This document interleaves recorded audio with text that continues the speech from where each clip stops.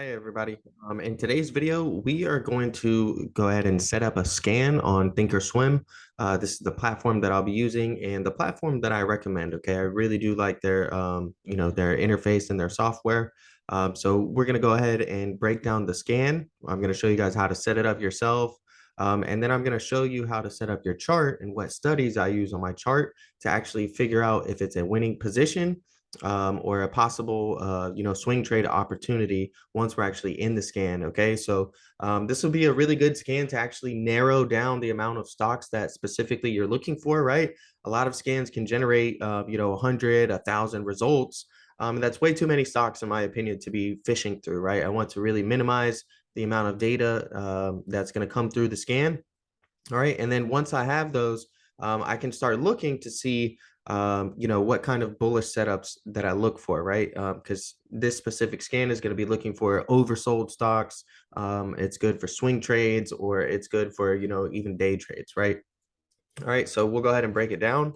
But before we do, I just need you guys to like, comment, subscribe. Okay, really help the channel out. And I really love scanners. I haven't made any scan videos yet, so look for more content. Make sure to comment. Let me know if you want more scans. There's a lot of different scans to set up, and it really will step up your trading game. Okay. All right. So the first thing you're going to want to do is go to the scan tab on thinkorswim. Okay, once you have it pulled up, and go to the stock hacker. All right. Now this specifically right here, these are going to be all of the settings that I'm using currently. All right. We have the stock, we have the last price. All right, here, right at $2. We have the volume 500,000. All right, we have the RSI scan right here, less than 30 on the weekly chart. Okay, so the weekly chart is really important there, and then 30. All right, and then we have implied volatility versus historical volatility. All right, that's what IV versus HV is. And I'll go ahead and explain those things a little more in detail. Okay, but we're going to want that 2% greater than historic volatility. All right, now I am going to go ahead and we'll go ahead and remove all of these. Okay, and hit reset. So that way you guys can actually figure out how to do this for yourself. Okay. So the first thing you're going to want to do, all right, is we'll just get rid of all of these. Okay. And you'll hit add filter. Okay. The first one is going to be stock. All right, and we're going to go to last, and this will just show us the last price. Okay. Now, in particular, my specific name for this one is cheap leaps, right? Because I like trading option contracts. When you're grabbing an option contract with, over a year's expiration on it, they tend to be a lot of time priced into those, right? So they can be a little bit more expensive, right? So if you're looking at getting leap contracts on a stock that's over $1,000, they're going to be require much more capital, right? So with this, we're going to really limit it, okay, to stocks with 2 to 50. All right. You can do 2 to 100, 2 to 500, whatever price range you want. And just going here at $2 is going to eliminate a lot of penny stocks, from our watch list, and any potential penny stocks that may have pumped up, up to $1 to $1.50, that could have the potential to drop back down to, pennies later in the future. Okay, so that'll be the first filter we'll go to. We'll hit add filter again, click stock up here. All right, and we're gonna go to the volume now. All right. And really, I want something with lots of volume. So we're going to do 500,000 minimum shares. Okay. This is going to make it easier to get in and out of the trade, especially at prices that you want. Again, when trading options, liquidity is one thing that you really need on your side. So this will really help you out a lot. Okay. It'll have a minimum of 500,000 shares traded. Okay. Just means that the stock is going to be a little bit more liquid. All right. And the next one we'll go to, all right, is going to be, we'll go to study. Okay. And then it pulls up ADX crossover automatically. All right. What you can do is you can actually just click the ADX right here, go to popular studies, and go to RSI scan. All right. Now it's going to default it to the RSI with a length of 14 and a Wilder's average type. All right. We want the average type to actually be less than and then 30. Okay. Because on the RSI, less than 30 is typically known as oversold.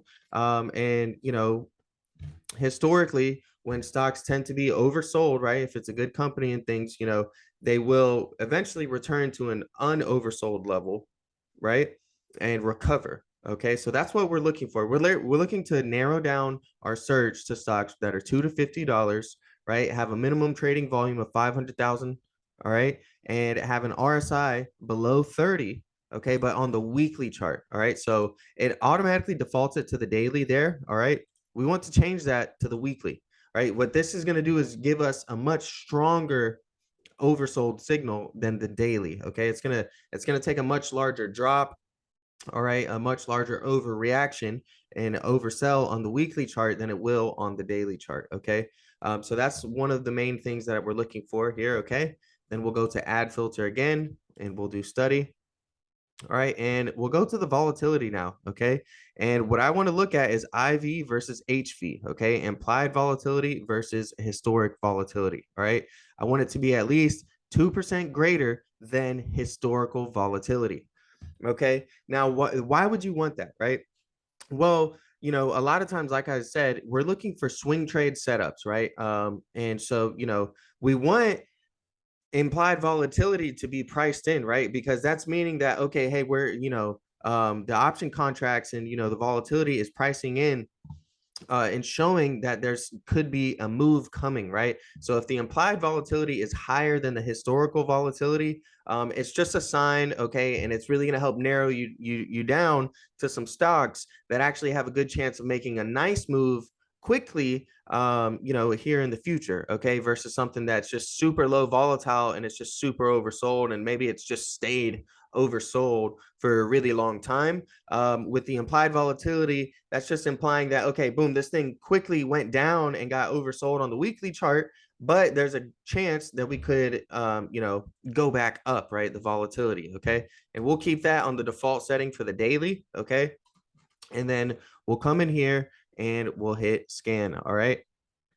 So as you can see, this is showing 30 stocks. So out of all the stocks in the stock market, okay, this is showing 30 of them. All right.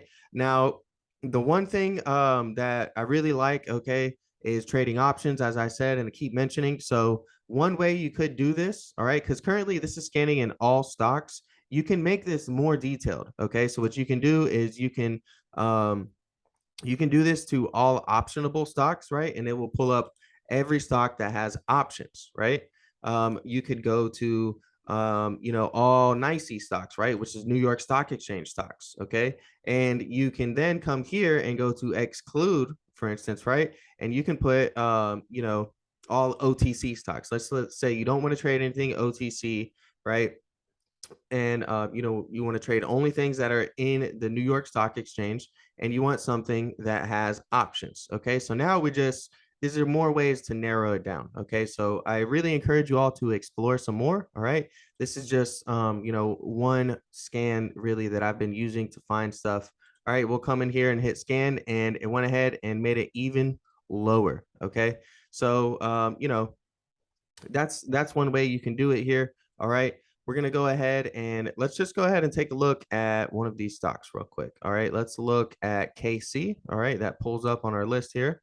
Okay, and so we can go to KC, and this is the chart that we're going to start off on. All right, we're going to start off on our weekly time frame. All right, and I'm going to show you guys these studies actually that I have on right now. Okay, so what the first one is going to be is Bollinger Bands. Okay, you'll hit BOLL, hit add selected. All right, and it will bring it over here. And then we'll go to the settings. All right, and in particular, the way that I like to do it, you don't have to do it this way, is I like to change the colors to gray. Okay, so I'll change the lines, all right, to gray. So that way they're all the same color, the midline, lower band, and upper band. All right. Then we'll come up here and add on the RSI. Okay, RSI, boom, add selected, and then it'll bring it over here. For that one, I don't change too much. I go to the oversold. I put color as red. So that way it's, I can read and see when it's oversold, overbought, green. All right. I like to have it that way. All right. Or I'm sorry, I just did this backwards. But overbought is going to be red for me. Okay. And then oversold is going to be green. All right. That's the way that I like to do it. And then the MACD, all right, which, I like to use the MACD a little bit as well. We'll put that on here, MACD, hit add selected. All right. And pretty much I leave everything the same on that one, except I put show breakout signals. Yes. Okay. And then we'll hit OK, come here and hit apply. And there we go. All right. So now we have it. And what I'm looking for, okay, is divergence. All right. What does this mean? What is this exactly? All right. I'm going to start off by looking at a divergence on our RSI, the relative strength index. Okay. So now that I've actually ran my scan, okay, I want to come in here and I want to look and see what the trend of the relative strength is doing, right? What is the RSI doing as related to the stock price? Okay. We're going to zoom in on the stock price here a little bit more. All right. Just so you guys can see a little bit better. All right. And we'll put my head up over here. Okay. So, all right. From here, we can see, okay, that, you know, we're heading in a downwards direction. Okay, we have this downtrend. All right, it's a noticeable downtrend, and the reason we have the Bollinger Bands on is because it's going to give us some areas to look out for. Okay, at the bottom, typically the price is not going to stay outside of the Bollinger Bands. It's going to snap back into it. So think of it kind of like a rubber band. All right, so you can see here we hit the bottom Bollinger Band, we come up to the middle Bollinger Band and face resistance. So these are areas of support and resistance that are going to be provided to you by the Bollinger Bands and kind of stay within these deviations. Okay. All right. And then you see them start to squeeze. You notice now how it's squeezing. This is implying that a big move is going to come, right? Not right away. Okay. It could stay squeezing and stay flat throughout the rest of the year for 2022. That's entirely possible. Okay. But I just want you to notice that, they go through periods where they squeeze and then they expand. Okay. So they start off squeezing and then go and expand. And once they're really expansive, that's when those big breakout moves are happening. Okay. So I'm going to be looking in for a divergence between the price action and my relative strength index. I want to be seeing the relative strength increasing while the actual price of the stock is going down. Okay. And we can see that. All right. If we go ahead and draw some trend lines real quick, we have a nice uptrend line right here on our RSI, on our relative strength index. Okay. We can see that it's below 30 on the weekly chart, which is why it showed up on our scan. Okay. Because this is strongly oversold. All right. Now look at it. It's definitely been very, very oversold. Okay. Hit lows of 2.5 here recently. All right. Hit highs of 74.67 within the past 3 years. So major sell-off. But what we're looking for is just a swing trade opportunity, right? We're not looking to invest in this, for the next 15 years, 5 years, 10 years, and, really, bag hold on this. We're just looking for swing trade opportunities, right? So now what I'm seeing is we're being presented with the swing trade opportunity currently looking at this just based alone off of the RSI bullish divergence right here. Okay. So I'll highlight these areas right here where we start to make lows. Okay. And you can come in here and just kind of get a sense by what I mean. All right. So, as we're heading lower and having this downtrend, we're having this uptrend on the relative strength where we're increasing with higher lows. What you can do, right, is you can actually come in here and see that on the bounces, right, when we're bouncing off of this trend line, we get a short-term rally. Now, does it mean that the stock is going to fully reverse and keep going on an uptrend? No, it's extremely oversold. There's nothing indicating that this thing is super strong right now. But you have the bullish divergence trend line for you to enter in off of, and essentially what you would do is wait for it to come down to the trend line, which is what we're doing currently, right? We're pulling back now and we're heading down towards this bullish divergence trend line. So this looks really good to me, honestly, to get into, right? Now, it's not financial advice. I'm not going to go buy into this right after, but these are just the setups I look at, right? So I'm looking here at the RSI, the relative strength index, and I see it's approaching that trend line here where we previously bounced, right? When we bounced here, all right, let's look at the move on the second. So from the second, let me get rid of this bubble right here real quick. So here from the second this week, all right, and then we rallied up about 80%, guys. 80% in 4 weeks, all right, 28 days. So, big stuff going on there whenever you can spot this, right? Like here's when it comes through And then the next week is when you're going to come in and buy the lows, because now it's testing the trend line. You see that we have a low here and a higher low here. The stock is still in a downward direction, so there's a divergence. You can ride that momentum, right? Now these have options, right? This scan we ran is all optionable. So imagine 4 weeks of holding an option contract that's got a year out or 2 years out of expiration time, right? And the stock just went up 80%, and you bought a leap that was either really close to being in the like at the money, right? You bought an at the money leap. You could have bought an in the money leap, or you could have bought a close out of the money leap, right? And you were able to ride that momentum. The stock went up 80%. I guarantee you those option contracts went up hundreds of percent. Okay. I've recently been using this strategy. AAN is one of the ones that came up here recently. I'll break down that trade. And that one was basically a day trade where I got 100%, in one day off of just using this scan, right? Because I was able to spot the divergences, spot a chart pattern on a lower time frame. So it really helps you out. Okay. Now, again, look at where that rally started to end. It started to end towards that middle Bollinger Band. Okay. So it's going to give you plenty of, room and stuff for stop losses. Essentially, it's going to give you your entry and your exit. Okay. That's what I'm trying to say here. All right. So, and that's just using those. We haven't even looked at the MACD yet, right? But so, your entry is going to be that bullish divergence. Okay. Your exit, your stop loss to the downside is going to be once you break that bullish divergence trend line. If you don't hold that bullish divergence trend line, and you break through it and it starts trading below there, cut the play. Okay. But if it's holding that trend line, then ride it up to your next resistance level on the Bollinger Bands. Okay. And ride that bullish momentum, up until here. And as you can see, that's what a lot of people do. And then it comes down and they sell. Okay. And then we'll go here. All right. And take a look at the MACD now. All right. And this is some of the things that you're going to want to see as well. Okay. It's going to give you some buy signals, right? But when looking on the weekly, you want to try to get as close as you can. What's nice most of the time, because these are lagging indicators, right? These are going to pull up afterwards. And they don't always mean that the stock is going to just like start going up immediately, right? If you look, you have a buy signal here, okay? And it's definitely lower today. All right. What I like the MACD for is more of the daily time frame, actually. Okay. And these are the two time frames that I break everything down on. So I look for bullish divergence on the weekly first, and then I break it down and look for it on the daily. All right. So now we're looking at our daily chart. Okay. And we have the daily MACD up.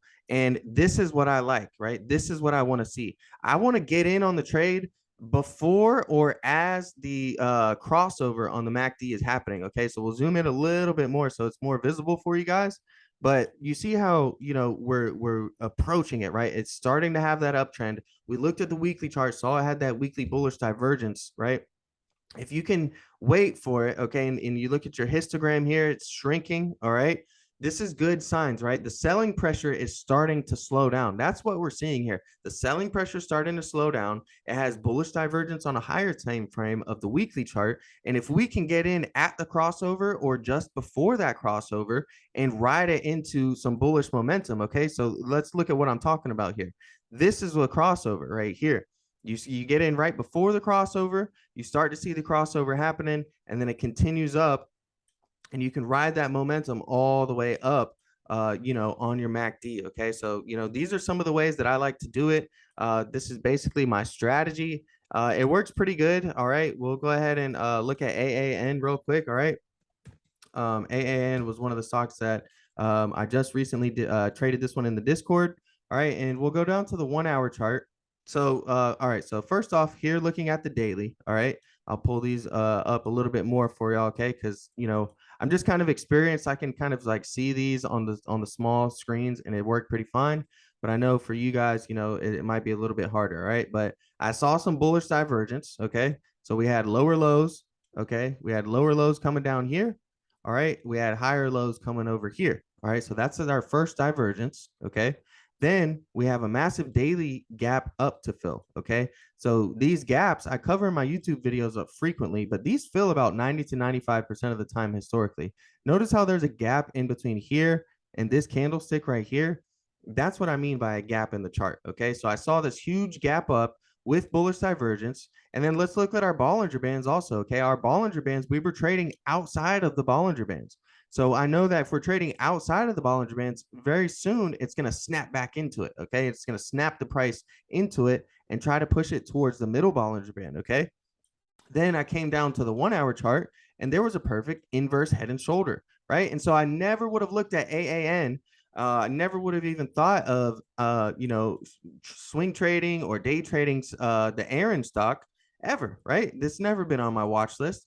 But using the power of scans, you come in here and then you notice that, oh, we have a nice bullish chart pattern. Okay.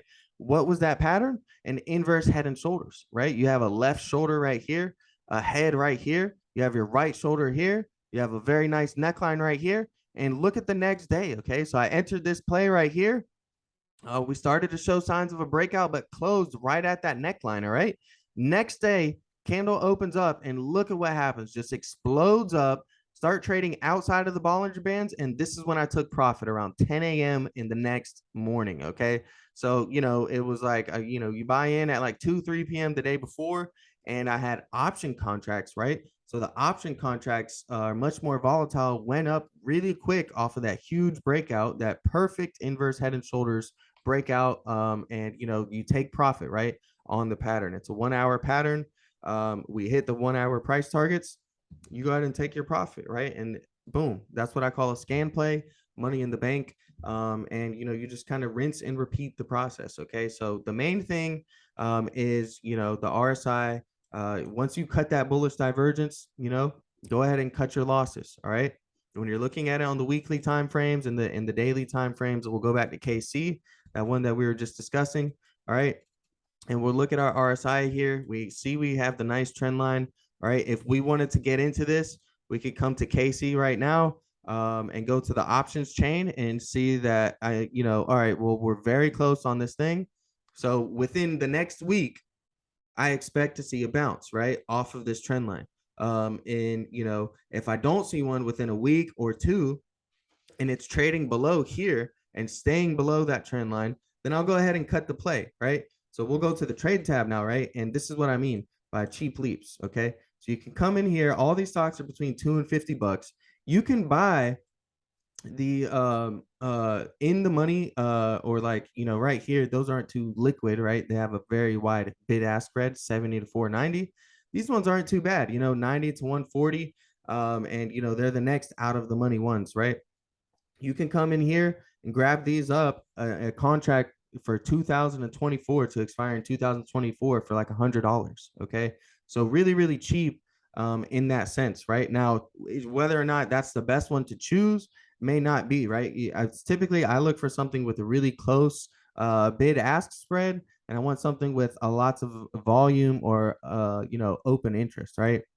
So I would just come through and start at like the 2024, see if there's anything I like in there close to the money or in the money, right? Or possibly at the money. And then just go backwards from there, right? And I try to stay at least close to like a year out, okay? At least like, 180 days, 6 months. If you can at least do that, then you won't have too much theta on your side that will be killing your option contract just if it kind of sits stagnant, right? Like let's say the bullish divergence takes a little bit to pop and it takes a whole week. You don't want to buy a weekly option contract that expires within a week, because if you're wrong on that play, then the time decay is just going to completely eat it up, right? So this is just one of the ways I do it personally. The ones that have some good that the price looks good to me here is the 2.5 in the money calls for February 17th of 2023. Those look pretty good to me. They have 195 days till expiration. And the implied volatility is 100%. Okay. So what this means is over 100%. So what this means is that within the next 195 days, they're expecting the stock to either move $2.70 to the upside or $2.70 to the downside. All right. That's what these numbers are right here. And they're really, really useful. So, let's say that you were on the winning side of that and it goes up another $2.70. Well, then your option contracts would be deeper in the money and be worth much more. All right. So, not too much of an options trading tutorial, more of a scanning tutorial. Okay. And this is my first time doing these scanning tutorials, so I may have ranted a little bit. All right. If you really like the tutorial, and you really like this scan, actually, you want to use this scan for yourself, I'll leave a link in the description, okay? Because you can actually come in here and save these. All right. So let me actually show you that too. All right. After you get done, you can save the results as a watch list. Okay. So you just, come right here, hit save as watch list, and then give it a name. And now these will all be a nice little watch list for you. Okay. So, appreciate y'all watching. Don't forget to like, comment, subscribe, and I'm out.